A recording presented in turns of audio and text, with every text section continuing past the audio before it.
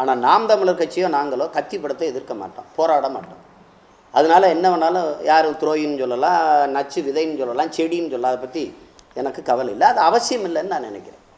லைக்கான்னா நம்ம சகோதரன், எனக்கு 2 பேருமே தம்பிங்க, லிவராவும் சரி சுபாஸ்கரனும் சரி. நீங்கள் நினைக்கிற மாதிரி ஒரு நாள்லாம் கோடீஸ்வரனா வரல, வீடு வீடாக போய் ஒவ்வொரு அட்டையாக விற்று வந்த பிள்ளைங்க, இங்கேருந்து ஏதிலிகளாக போய். அப்போ என்னோட நின்று போன பிள்ளைங்க தான் எல்லோரும், சொன்னால் கேட்டுக்குருவாங்க. அவங்களெல்லாம் அடித்து நொறுக்கி அப்படி வெட்டி குத்தி வீழ்த்த வேண்டிய அளவுக்கு ஒன்றும் எதிரிகள் இல்லை. ஏன் இந்த தவறை செஞ்சிங்கன்னா ஆமாம் தவறு அப்படின்னு திருத்திக்கக்கூடிய ஆளுக தான். அதனால் பேசணும், வர வச்சு பேசணும். இப்போ அந்த இதில் இது வந்து லைக்காட்ட சொன்னால் நீ ஏன் எப்படி என்ன தொடர்புனா விளக்கம் கொடு, இந்த மாதிரி ஹெலிகாப்டரில் போயிருக்கான்றாங்க, இது சொல்லு, என்ன ராஜபக்ஷ காசில் நீ படம் எடுக்கிறியா சொல்லு, நீங்கள் தான் கேட்கணும், அவர் வந்தவனை கேளுங்க.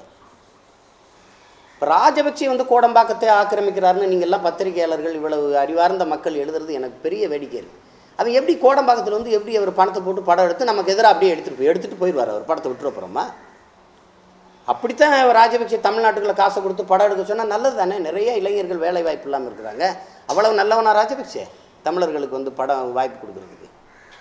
சுபாஸ்கரன் வந்து ராஜபக்ஷக்கு காசு கொடுத்துருக்கிறாருன்னு கூட சொல்லுங்கள், நான் நம்புகிறேன். ஆனால் ராஜபக்ஷ அவனுக்கு காசு கொடுத்தாருன்னு சொல்லாதீங்க, அது சுத்த பொய், அப்பட்டமான பொய்.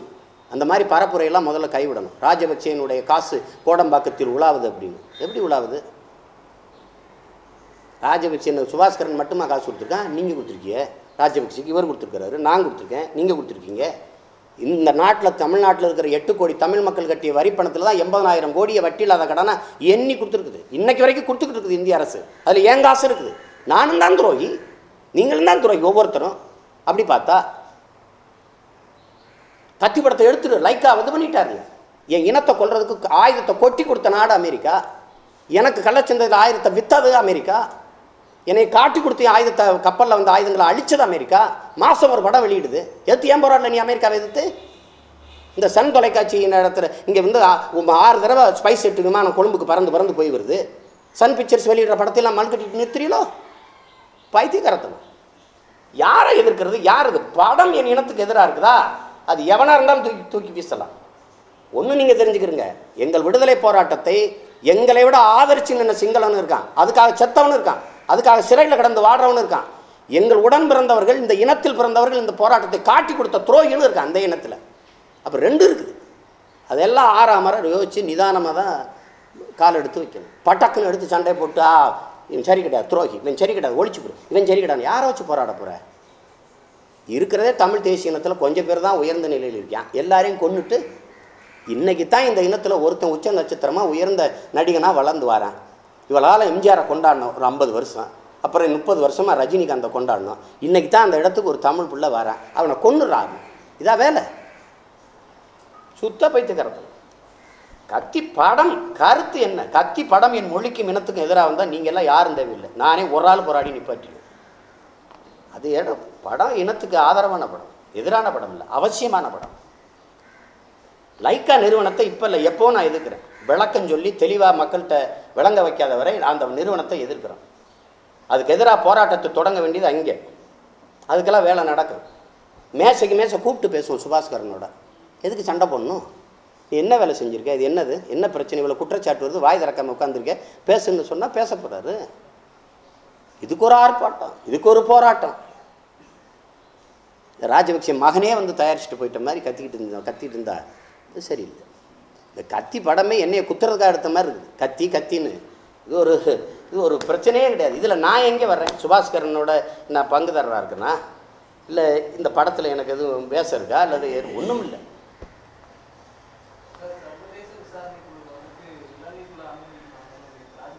அதாவது அவர் அனுமதிக்க இதில் என்ன நீங்கள் நுட்பமாக பார்க்க வேண்டியது இருக்குன்னா தம்பி, சர்வதேச விசாரணை குழு இன்னைக்கு மட்டும் இல்லை, அவர் நீண்ட காலமாக சொல்லுது. இலங்கை ஏற்கனவே அமைச்ச குழுவையும் அவர் அதை தான் இப்போ அதை பேசியிருக்கேன் நான். இல்லை அதான் சொல்ல வரேன் நான். அதை ஆர்ப்பாட்டத்தில் கூட நான் பேசுகிறேன் கண்டிச்சு. அதாவது ஐநா மனித உரிமை ஆணையம் நியமிச்சிருக்கிற அந்த விசாரணை குழு இருக்குது, அந்த 3 வரை ஏற்க மாட்டேங்குது, நாட்டுக்குள்ளே விசா கொடுக்க மாட்டேங்குது, இந்தியாவுக்கு வர்றதுக்கு இந்தியாவும் தர மாட்டேங்குது. நான் சொல்கிறது விளங்குதா உங்களுக்கு? ஆனால் இது என்ன செய்யுது, தன்னிச்சையாக இதுவே ஒரு விசாரணை குழுவை போடுது. அதை உத்தரகாண்டில் இருக்கிற ஒருத்தர் பேர் இருக்குது, அவரும் இதில் அந்த 5 குழுவில் ஒருத்தர் இருக்கிறாரு. இப்போ அதை கூட நான் என்னவா கேட்குறேன்னா, இந்தியா அந்த ஐநா நியமித்த குழுவை உள்ள அனுப்ப தடுக்கிற இந்தியா ராஜபக்சேயே நியமிக்கிற ஒரு குழுவுக்கு இந்தியர் ஒருவரை பங்கேற்க வைக்குது.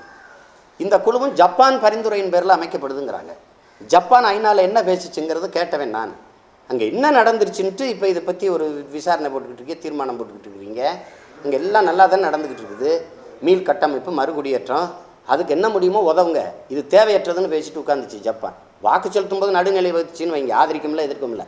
அந்த ஜப்பான் பரிந்துரைச்சா என்ன நடக்கும்னு பார்க்கணும். இப்போ இந்த இந்தியர் ஒருவரை போடும்போது 12 கோடி இன மக்கள் நம்ம இதில் இந்தியரில் இந்த தமிழராக இருக்கிற ஒருவரை, இந்த காயம்பட்ட ஒரு இனத்தின் பிள்ளை ஒருவரை இந்த குழுவில் சேர்த்தா அதில் உண்மை வெளியில் வந்துருங்கிறதுனால தான் தமிழர் அல்லாதவரையே இந்த விசாரணை குழுவில் அவங்க நியமிக்கிறாங்க. இதில் ஐநா என்ன முடிவுக்கு வரணும், உலக நாடுகள் என்ன முடிவுக்கு வரணும்னா, நான் ஒரு திருடன் இல்லை, நான் குற்றமற்றவன்னா நீங்கள் சோதனை செய்ய வந்துடுங்க, வாங்க என் வீட்டை சோதிச்சுக்கிறீங்கன்னு 2 கையும் விரித்து நிற்கணும்ல. அதானே எதார்த்தம். அப்போ அவன் குற்றமற்றவன்னா யார் வேணாலும் வந்து என் நாட்டுக்குள்ளே என் மக்கள்கிட்ட விசாரிச்சுக்கன்னு சொல்லணும்ல. ஆனால் உள்ளே அனுமதிக்க மாட்டோம்னு சொன்னால் அவன் குற்றவாளி தான் நிறுவனமாகும்போது விசாரணையே தேவையற்றதுங்கிறேன் நான். இனி அடுத்த தீர்வுக்கு தான் போகணும், தண்டனைக்கு தான் போகணும்.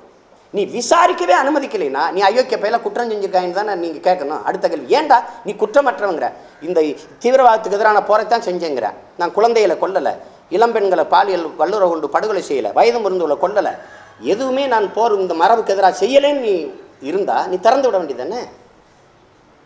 அப்போ நீ தடுக்கிறாங்க போது நீ குற்றவாளி என்பதை நீயே ஒத்துக்கிறாயின்னு அடுத்த தண்டனைக்கு தான் போகணும், அடுத்த தீர்வுக்கு தான் போகணும். இது இப்போ தேவையற்ற விசாரணை. இந்த விசாரணையை கூட அம்மா நவநீதம் பிள்ளை அவங்க சொல்லியிருக்கிறது கூட என்னை பொறுத்த வரைக்கும் தேவையற்றது. நான் தடுப்பதன் மூலமாக நானே குற்றவாளின்னு கை உயர்த்தி நிற்கும்போது நீங்கள் எதுக்கு மறுபடியும் போய் விசாரணையை ஒப்புக்கு பண்ணிக்கிட்டு இருக்கிறீங்க? இப்போ நாங்கள் என்ன போராட்டத்தை முன்னெடுக்கிறோம்னா, புலம்பெயர்ந்த தேசங்களில் இருக்கிற என் தாய் தமிழ் உறவுகள்கிட்ட மட்டும் இந்த விசாரணை செஞ்சு பயன் இல்லை. இங்கே ஏன்னா புலம்பெயர்ந்த தேசங்களுக்கு, அந்நிய தேசங்களுக்கு, தொலைதூர நாடுகளுக்கு போகிற அளவுக்கு வசதி இருக்கிறவங்க போயிட்டாங்க. அங்கேயும் போக முடியாமல் பல ஆண்டுகளாக இங்கே ஏதிலிகளாக என் நிலத்தில் இருக்கிற லட்சக்கணக்கான மக்கள் இருக்கிறாங்க, பல்லாயிரக்கணக்கில். இவங்ககிட்டையும் நீங்கள் விசாரணை நடத்தி வாக்குமூலம் பெறணும்னு நம்ம சொல்கிறோம். இப்போ அதுக்கு தான் இந்தியா விசா கொடுக்க மாட்டேங்குது. அதைத்தான் இப்போ தமிழக முதல்வர்கிட்ட பரிந்துரைத்து கடுமையாக ஒரு சண்டையை போட்டு உள்ளே விட இங்கே வந்து இருக்கிற என் மக்கள்கிட்டையும் விசாரிக்க சொல்லு, வாக்குமூலம் பெற சொல்லு அப்படின்னு இப்போ நம்ம செய்ய போகிறோம். அது அக்டோபர் 30க்குள்ளே அதை செய்யணும். இப்போ அடுத்த கட்ட நகர்வு நீ அதை நோக்கி தான்.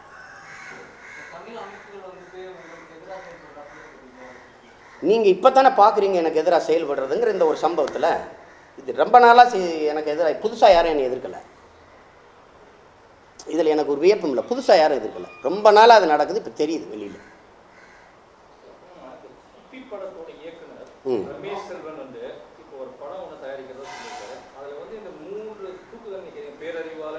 குட்டி படத்தை, குட்டினா ஓ சரி, குப்பி படத்தை அதை அனுமதிக்க முடியாது. அவருக்கு வந்து அவருடைய நோக்கம் வந்து எங்களுடைய சிக்கல்களை எடுத்து வியாபாரம் செய்கிறது. அப்படித்தான் குப்பி படத்தை எடுத்தார். அதே மாதிரி இப்போ வீரப்பன் படத்தை எடுத்தார். அதை எடுக்கக்கூடிய இப்போ நீங்கள் ஒன்று சொல்கிறேன், இந்த போராட்ட களத்திலே அந்த ரத்தத்தோடும் சதையோடும் அந்த கண்ணீரோடும் பிறண்டு வளர்ந்த பிள்ளை நான் எடுக்க முடியாத படத்தை நான் எடுத்தால் ஒரு துளி கூட மாற்றில்லாத வரலாறு அப்படியே பதிவு பண்ணணும். ஆனால் அதை தணிக்கை கொடுத்து வெளியிடுற அரசியல் சூழல் இங்கே இல்லை. உங்களுக்கு விளங்குதுன்னு நினைக்கிறேன். நான் சுவிஸில் தணிக்கை வாங்கலாம், ஆனால் அது இந்தியாவுக்குள்ளே கொண்டு வர முடியாது. இந்தியாவில் தணிக்கை வாங்கினா தான் உலகம் பூரா எடுத்துகிட்டு போக முடியும். அப்போ அதுக்கான வாசலை திறக்கணும். அரசியல் சூழலை உருவாக்கிட்டு தான் நீங்கள் இந்த மாதிரி படங்களை எடுக்க முயற்சி பண்ணணும். இல்லை நான் இதன் மூலமாக எல்லார்கிட்டையும் வேண்டி கேட்டுக்கிறது, குப்பி படமாகட்டும் அல்லது இனம் படமாகட்டும், இந்த மெட்ராஸ் கபே படம், இப்போ வந்திருக்கிற புலிப்பார்வை, இந்த மாதிரி படங்கள் எல்லாமே இந்த பிரச்சனைகளுக்குரியது வருது. இப்போ இதெல்லாம் இருக்குது பாருங்கள். இப்போ ஒன்றே ஒரு வேண்டுகோளாக நான் வைக்க விரும்புகிறேன். தயவு செய்து ஒரு தேசிய விடுதலை போராட்டத்தை வச்சுக்கிட்டு நீங்கள் வர்த்தகம் செய்கிறது, அதை எடுத்து படம் எடுக்கிறது, இது வந்து வரலாறு தெரிஞ்சால் எடுக்கணும். தெரியாமல் நீங்கள் எடுத்து இது ஏன்னா மிக உணர்வுபூர்வமான ஒரு செய்தி இது. அதில் போய் நீங்கள் எதையாவது ஒன்று தவறாக பதிவு பண்ண அது ஏகப்பட்ட சிக்கல்களை கொண்டு வருது. இப்போ புலிப்பார்வைன்னு ஒரு படம் எடுக்கலைன்னா அது எடுத்தவர் என் நண்பனா இல்லைன்னா, அந்த பிரவீன் காந்தி எனக்கு தெரியலன்னு தெரியாது, அவர் ஏதோ வட இந்தியர் எடுத்துட்டாருன்னா எனக்கு இந்த பிரச்சனை வராது. திரை உலகத்தை சார்ந்தவர்னால படக்குனவர் நான் நண்பனாக இருக்கிறனால அண்ணன் வைகோவை ஐயா நெடுமாறனை அணுகிறதை விட என்னை அணுகுவது எளிதாக இருக்கனால எனக்கு வந்துட்டார் முதல்ல. இல்லைன்னா அவங்களுக்குலாம் போட்டு காட்டிட்டு கூட எனக்கு போட்டு காட்டியிருக்கலாம். உங்களுக்கு இந்த பிரச்சனை அவங்க பக்கம் போயிருந்திருக்கு, என் பக்கம் வந்திருக்காது. இப்போ இருக்கிற சிக்கல் அதுதான். அதனால் தயவு செய்து உங்கள் எல்லாரையும் வேண்டி கேட்டுக்கிறேன், உங்கள் உணர்வுகள் இருக்கட்டும், தயவு செய்து எடுக்காதீங்க. தெரியலைன்னா எடுக்காது, எடுத்து தேவையில்லாத சிக்கல்களை உருவாக்கி கொண்டு வந்து நிறுத்திடாதீங்கிறது தான் என்னுடைய வேண்டுகோள். அதை தெரிஞ்ச படைப்பாளிகள், அதை பற்றி தெரிஞ்சவங்க அல்லது அறிஞர்கள், இப்போ ஐயா நெடுமாறன் போன்றவர்கள்ட்ட, அண்ணன் காசி ஆனந்தன் போன்றவர்கள்ட்ட அதை கேட்டு அது சம்பந்தமான செய்திகளை உள்வாங்கி எடுத்தால் இவ்வளவு சிக்கல்கள் வர வாய்ப்பு இல்லை. அது இல்லாத போது நீங்கள் தயவு செய்து எப்பவும் போல் சாதாரண படங்களையே எடுத்துகிட்டு போயிடுறது நல்லது. இது ஒரு கற்பனையில் செய்யக்கூடிய விஷயம் அல்ல. இது ஒரு தேசியன விடுதலை போராட்டம். அதில் அது விற்பனைக்கு இல்லை. அதை கவனத்தில் வச்சுக்கிட்டு செய்யணுங்கிறது தான் என்னுடைய வேண்டுகோள். வேறு எதுவும் கேள்வி இருக்கா? கேள்வி.